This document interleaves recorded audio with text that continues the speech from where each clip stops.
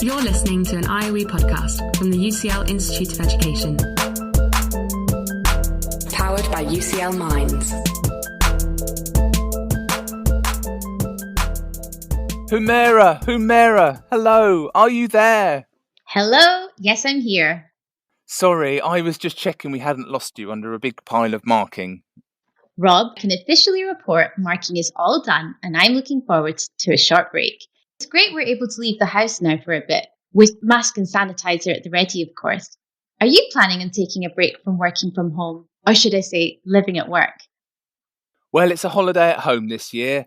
My plan is to use a bit of downtime to finally complete a couple of books. Rock and roll, eh? How about you, Humera?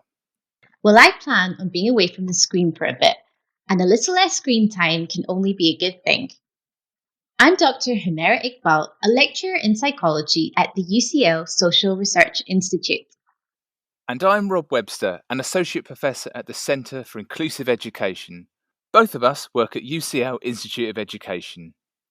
So, Rob, since we're going on a break, that means once we've wrapped up this upcoming season, Research for the Real World will take a short break too.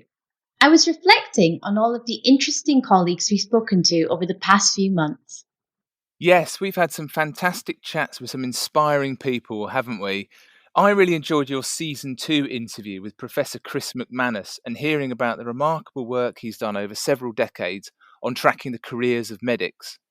And encourage them. And of course, although 10% of those children said they wanted to be a doctor, we still need to follow them up. But I bet the ones who actually become doctors, many of them weren't even putting it down at the age of 11.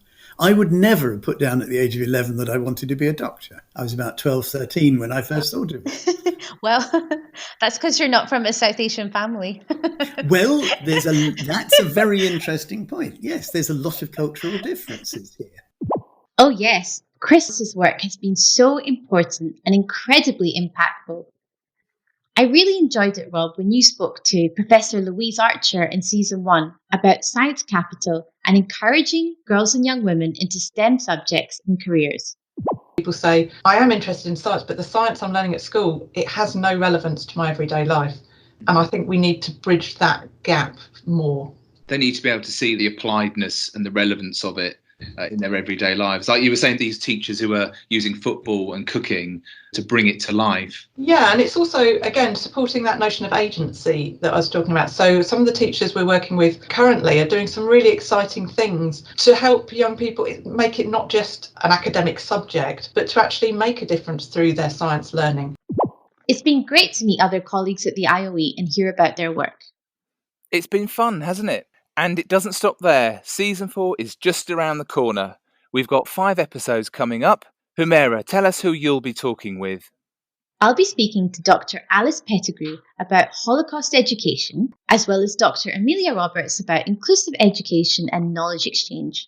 What about you? Well, I'll be speaking to Professor Lorraine Dearden about higher education funding and student finance, to Professor Jeremy Hodgson about setting and attainment grouping, and also to Dr. Kate Cowan about how children's play has changed over time and in response to COVID-19. Remember, you can listen and subscribe to the IOE Podcast on your preferred podcasting app to make sure you don't miss out whenever we release new episodes. We hope you've been enjoying listening to our guest commentary so far. And if you like what you're hearing, do consider giving us a rating on Apple Podcasts. That way, we can reach the ears of those who should be hearing from our researchers.